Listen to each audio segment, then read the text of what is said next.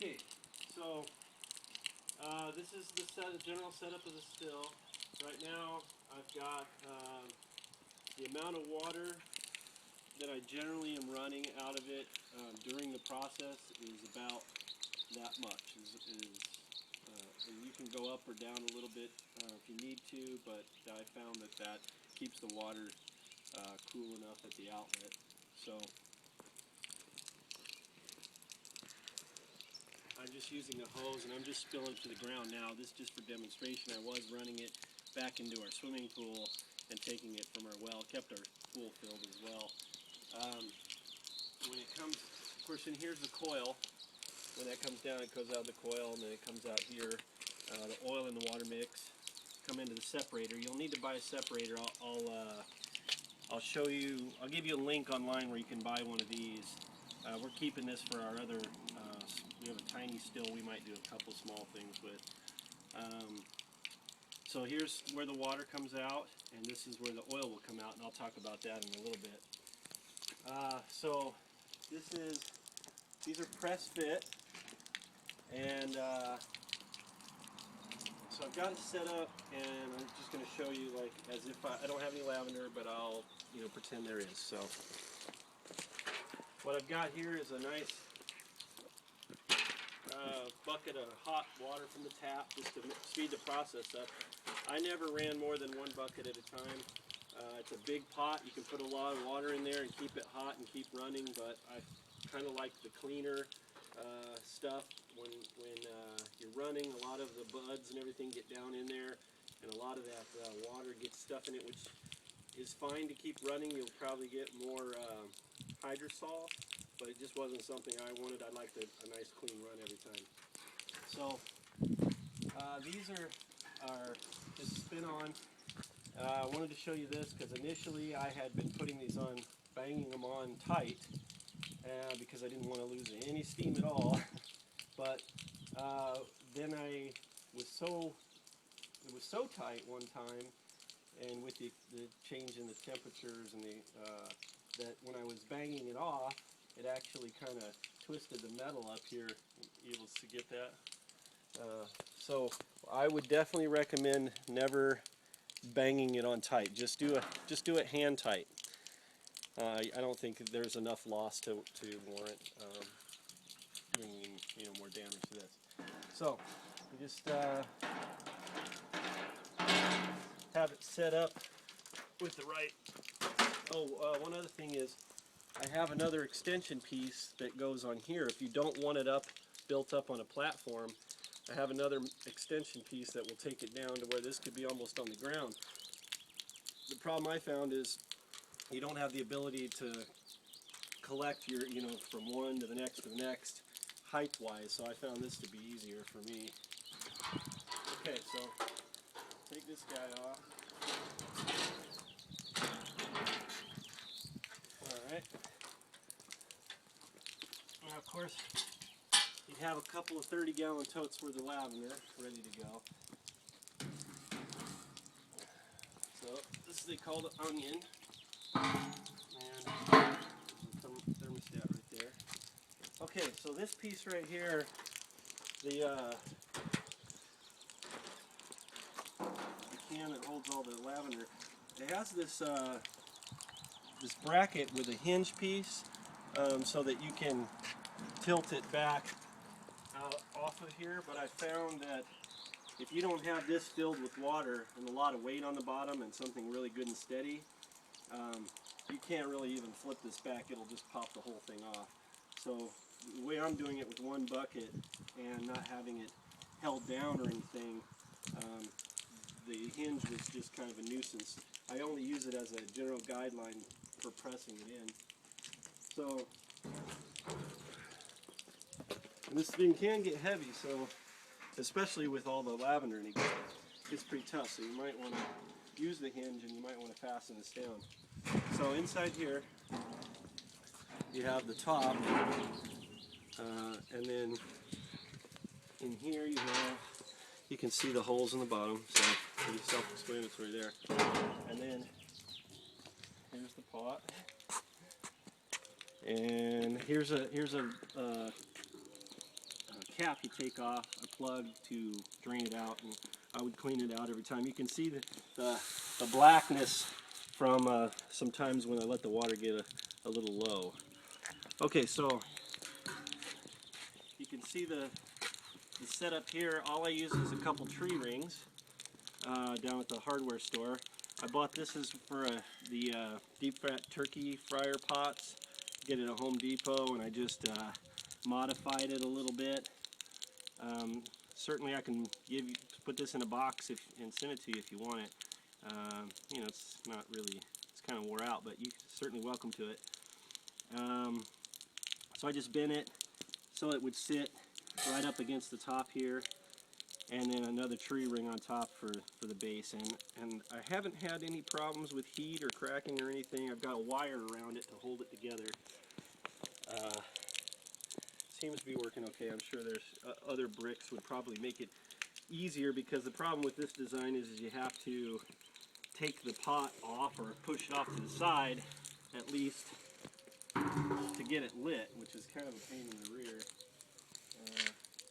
I would have, if I was going to continue this, I'd probably build bricks around it with a hole, you know, some way to get in and light this thing without having to pull this thing off, especially since if you run out of propane in the middle of the run, you kind of have to readjust everything and slide it off, and it's kind of a pain in the butt. Okay, so we'll get this, well, first let me put the water in. So this is the hot water from the tap. Just 1 bucket is what I would use.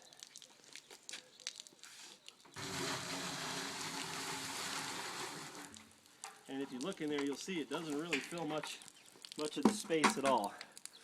But for each run, that was all I really needed. Alright, so then you give it some gas. Turn it up a little bit.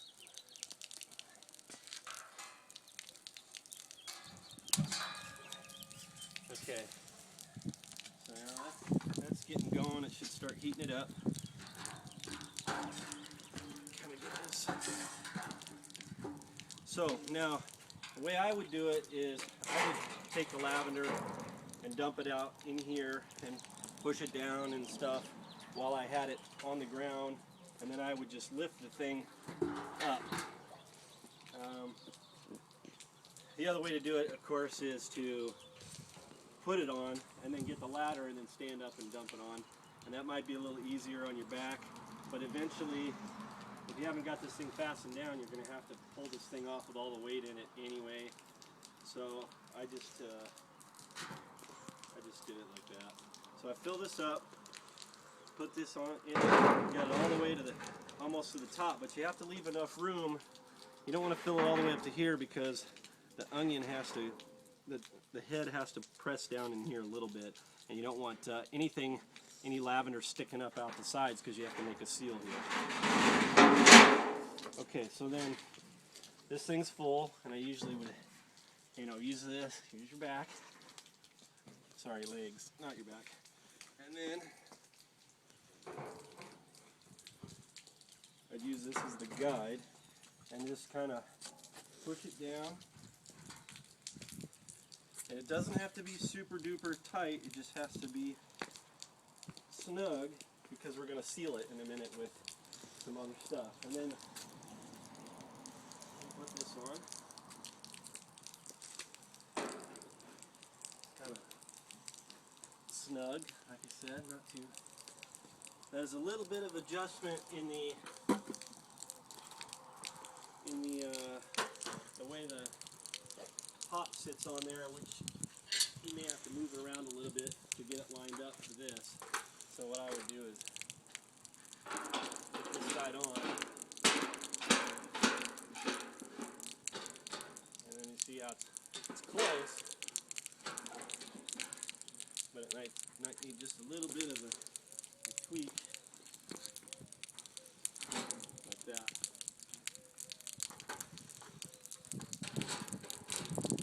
Alright, and just like I said, hand tighten.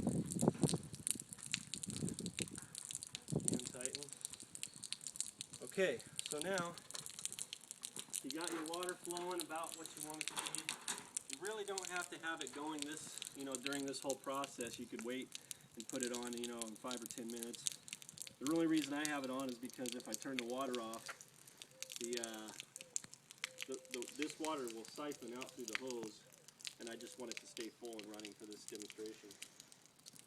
Okay, so now you've got your lavender in here, your water's starting to boil. If you come over here, you can kind of, I don't know if you can hear the boil when it, or the sound of the flame.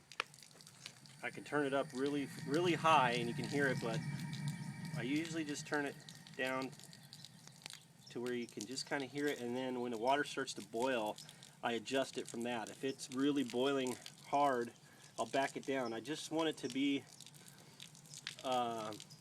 you know, where you just hear it kind of boiling, to give it kind of a slow process up through there. You can go really fast, and it'll get the oil out and stuff, and it'll come faster, but I think the slower process yields a better oil from what I found.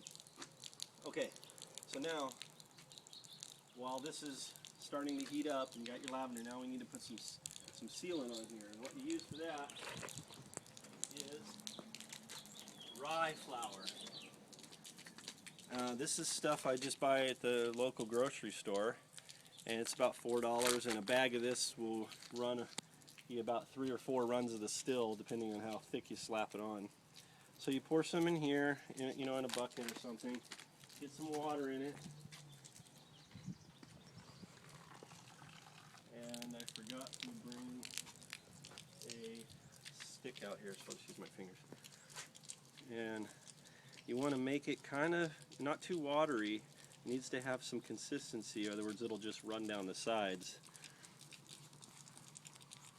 And I'm not going to goop up the whole thing because I got it mostly cleaned up, and I don't want to have to re-clean all this stuff off of it again, but I'll show you a little portion of it. So you can kind of see how it's fairly thick.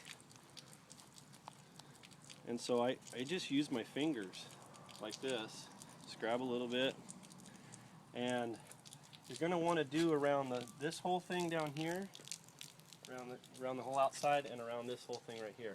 And so what you do is you just kind of slap it in there and just kind of run it over like that.